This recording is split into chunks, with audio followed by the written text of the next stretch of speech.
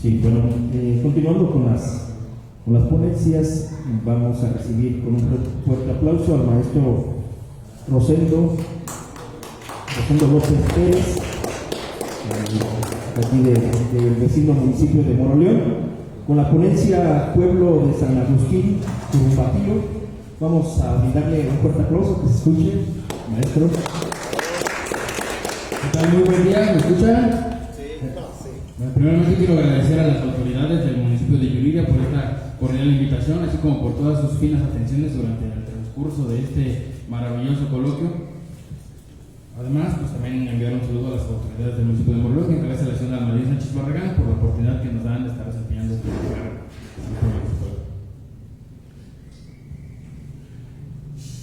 Muy bien, voy a dar inicio a mi presentación, cuyo título es El pueblo de San Agustín, Curumbatío. Dice así: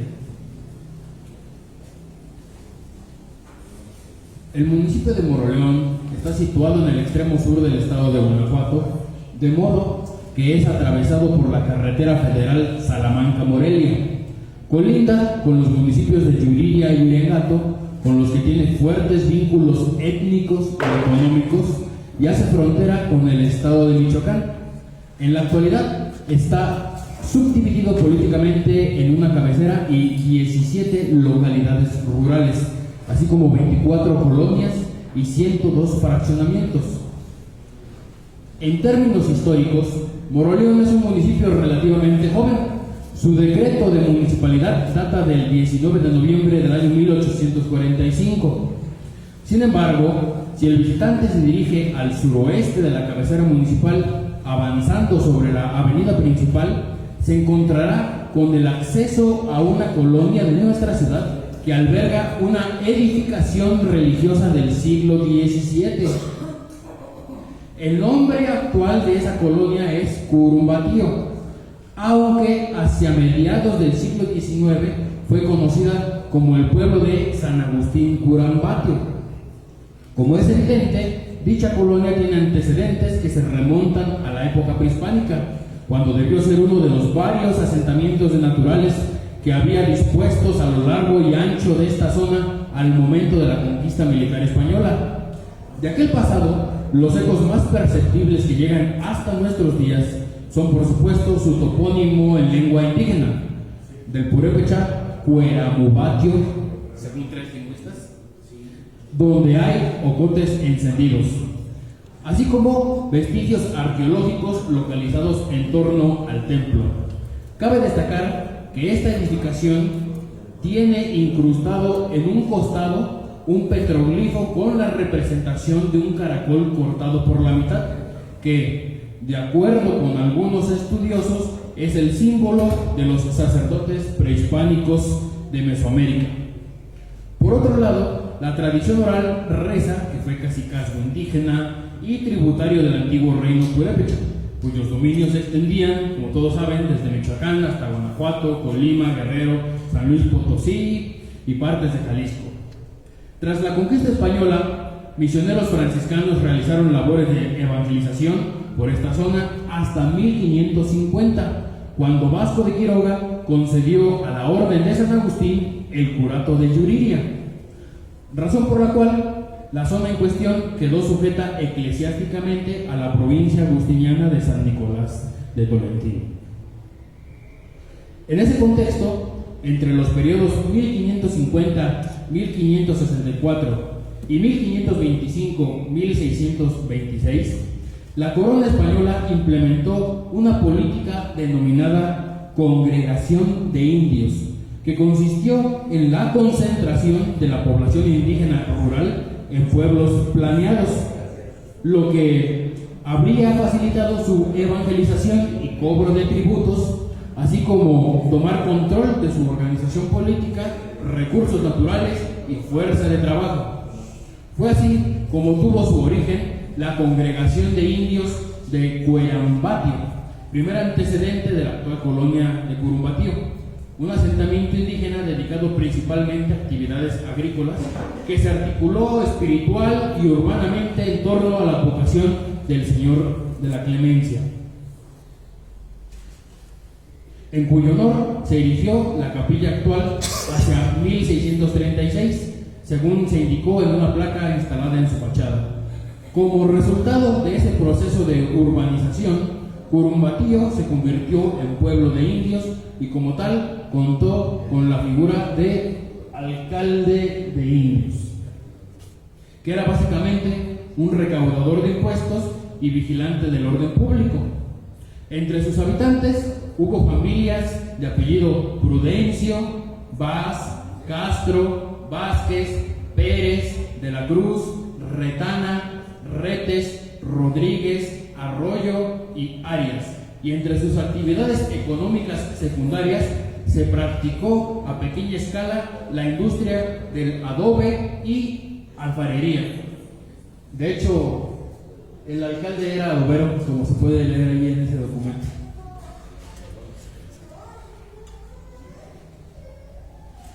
A falta de suficientes documentos administrativos que den cuenta de los procesos de desarrollo de esta población durante el resto del siglo XVII, el siguiente antecedente histórico del que disponemos es del ámbito jurídico y se remonta al 3 de junio de 1701, cuando en medio de un litigio ante la Real Audiencia, el teniente de alcalde mayor de Yuriria realizó unas diligencias para amparar en la posesión de sus tierras a los pueblos naturales de esta comarca, entre ellos el pueblo de indios de Curumbatío. A la letra del documento contiene el siguiente fragmento, que aquí pueden ustedes ver en imagen. Luego, incontinente, yo digo teniente, en el dicho día, mes y año he venido personalmente al pueblo de Curumbatío, que dista del de Uriangato 1 legua y del de Yuripúndaro 3, y estando presentes el gobernador, alcaldes y demás oficiales de la República y otras personas, así españoles como naturales, cogí de la mano al dicho gobernador y lo pasé por el dicho pueblo y sus tierras, y el susodicho y los demás oficiales tiraron piedras y arrancaron terrones e hicieron otras demostraciones en señal de posesión, y mando sean amparados en ella y que ninguna persona les haga perjuicio ni inquiete. Algunas relaciones de indios y padrones generales del partido de Yuripúndaro, levantados tiempo después de esas diligencias, como este que conseguimos en el Archivo General de la Nación, permiten hacer algunas lecturas sobre el comportamiento demográfico de ese pueblo entre los siglos XVIII y XIX, lo cual, cabe señalar, deja al descubierto la catástrofe demográfica que sufrió el continente americano tras la llegada de los europeos, principalmente a causa de epidemias, explotación laboral, problemas de alcoholismo y suicidios. En efecto, una relación del año 1731 titulada Inscripción que hace al señor provisor de los indios que tiene don Juan Gómez de su bando, etc., señala que hacia ese primer tercio del siglo XVIII la población de Curumbatío no rebasaba los 20 hombres adultos. En específico presenta las siguientes cifras: Curumbatío 18, Uriangato 22, Piñícuaro 39, Magdalena 48 y San Lucas 7. En contraste, hacia 1792, un padrón general de Yuripúndaro indica que para entonces Curumbatío estaba poblado por 29 hombres y 30 mujeres, la mayoría parejas sin niños, es decir, 59 personas. Si se calcula estadísticamente por lustro el crecimiento de 18 a 29 varones de 1731 a 1792, se obtiene una estimación según la cual la población de hombres solo creció un 39% en el transcurso de 50 años. Hacia 1904, el estadista Pedro González Gasca publicó Geografía Local del Estado de Guanajuato, una descripción detallada del entorno geográfico, histórico y demográfico del estado, en el que apuntó que Curumbatío contaba entonces con tan solo 57 habitantes, 2 menos que en 1792, es decir, que en el transcurso de un siglo la población decreció un menos 0.03%, lo cual es comprensible si se toma en consideración los factores tan dramáticos que marcaron el siglo XIX: guerra de independencia, migración, epidemias, hambrunas, etc. Un plano topográfico de Moroleón, elaborado en los años 40 aproximadamente del siglo XX, en el que se observa que la división de la cabecera todavía se hacía por cuarteles o distritos, deja entrever que hacia mediados del siglo XX, Curumbatío aún no había sido absorbido por la mancha urbana. Sí, como se puede observar en la imagen, acá hago una amplificación de esta esquinita en la inferior izquierda.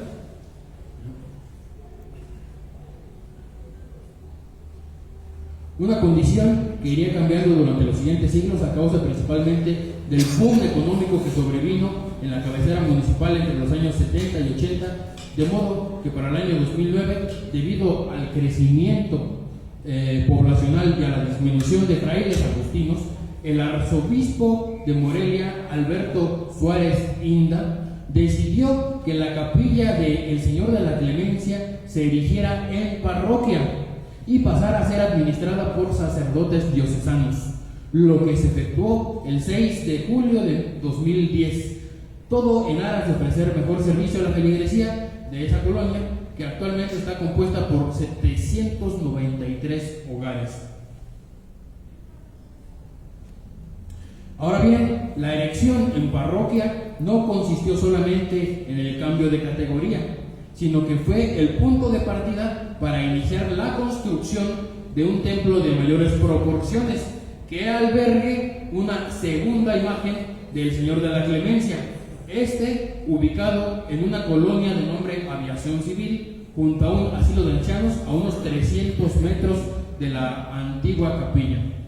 Cabe agregar que en 2022 este asunto dio lugar a un episodio digno de crónica, que da cuenta del arraigo y fuerza que adquieren las tradiciones en el seno de una comunidad, así como su estrecha relación con el sentido de identidad y de pertenencia a un territorio. Ese año, las autoridades eclesiásticas autorizaron que el Señor de la Clemencia fuese llevado en andas al templo en construcción para pedir su intercesión en la culminación de ese proyecto. Pero el acto en sí mismo despertó la suspicacia del vecindario, que temió que las autoridades eclesiásticas tuvieran la intención de reubicar la antigua efigie en las nuevas instalaciones, lo que levantó una ola de protestas, así como la reunión de firmas y el envío de una carta de reclamación, allí en imagen, a las autoridades parroquiales, pidiendo que no se otorgue el permiso para que se vuelva a realizar esa actividad, bajo el argumento de que eso pudiera, cito otra vez, deteriorar la imagen, lo que aceleró la gestión para que se instalara una nueva o segunda efigie en el nuevo templo. Ahora bien, acerca del Señor de la Clemencia, una antigua tradición sitúa el origen de esta advocación en la villa de Nuestra Señora de la Concepción de Celaya, hacia el siglo XVI. Según ese relato, unos indios de Charapuero encontraron una efigie de un Cristo crucificado a la sombra de un zapote a la boca de una cueva, pero como vieran que allí no podía rendirse culto de manera apropiada o que de la manera que Cristo merecía, decidieron llevar la imagen en hombros hasta el barrio de El Zapote de Celaya. Con el paso del tiempo, los lugareños comenzaron a referirse a ella con el nombre de El Señor del Zapote, a lo que el párroco se opuso porque podía confundirse con el nombre de un sapo o de un árbol, así que se autorizó que se le nombrara Padre Clementísimo Misericordioso, y con el tiempo los feligreses lo nombraron Señor de la Clemencia. La imagen que se venera en la parroquia de Curumbatío fue mandada a elaborar en Michoacán por misioneros agustinos a principios del siglo XVII. Tal efigie fue elaborada usando una pasta de caña de maíz con una técnica indígena denominada taxingeni, que consiste en tallar las figuras religiosas a partir de rollos de médula de caña. De acuerdo con la tradición, fue mandada a elaborar alrededor del 23 de noviembre de 1636, que es la fecha en que se concluyeron los trabajos de obra de la capilla, y se celebró la primera misa en honor al santo patrono. A manera de dato curioso, en 1957, ya voy a terminar, 1957, fue un año de sequía severa que causó estragos sociales, biológicos y económicos en México. En medio de la desesperación, el vecindario de Curumbatío decidió trasladar en andas la efigie del Señor de la Clemencia hasta un potrero en el rancho del Jinete para que un sacerdote oficiara una misa en la que se rogó a Dios que mandara lluvias abundantes, tal como lo recomienda una antigua creencia. Curiosamente, al año siguiente se suscitó una de las inundaciones más terribles en la historia de Moroleón y el Bajío guanajuatense, 1958, que cobró vidas y derribó cientos de casas de adobe. Cuando los vecinos rememoran aquel incidente, suelen decir, no sin encogimiento y un dejo de humor negro, que se les pasó la mano y rezaron de más al Señor de la Clemencia. Por último, solo quiero agregar que los antecedentes aquí presentados deben ser vistos como punto de partida para futuras investigaciones que me he propuesto realizar en torno a los procesos de desarrollo de las congregaciones de indios que quedaron sujetas a la jurisdicción de Moroleón a mediados del siglo XIX, lo que permitiría comprender con mayor claridad a comunidades enteras de nuestro municipio que son conscientes que cuentan con tradiciones de notoria antigüedad, las cuales continúan practicando en esta época con tanta devoción y entusiasmo como lo han venido haciendo desde hace más de 3 siglos. Es todo, gracias.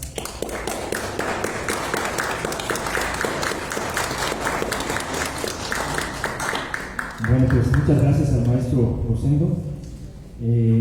Váyase preparando la compañera Miriam Zavala Vargas. Y bueno, continuamos con la ponencia, la compañera María Guadalupe Guzmán Murillo, la ruta de Miguel Hidalgo como herramienta de la divulgación histórica. Es de Uriangato, Guanajuato. Vamos a brindarle un fuerte aplauso.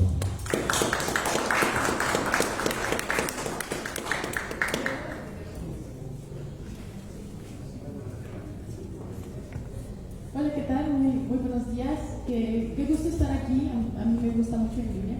Cada vez que puedo vengo. Es porque me gusta mucho caminar aquí por el parquecito de la tarde. Entonces, miren, yo les voy a hablar un poquito acerca de los monumentos de las águilas, de la Ruta Hidalgo, que estoy seguro que todos ustedes ya conocen. Están en muchos municipios. Nosotros en Uriangato tenemos la fortuna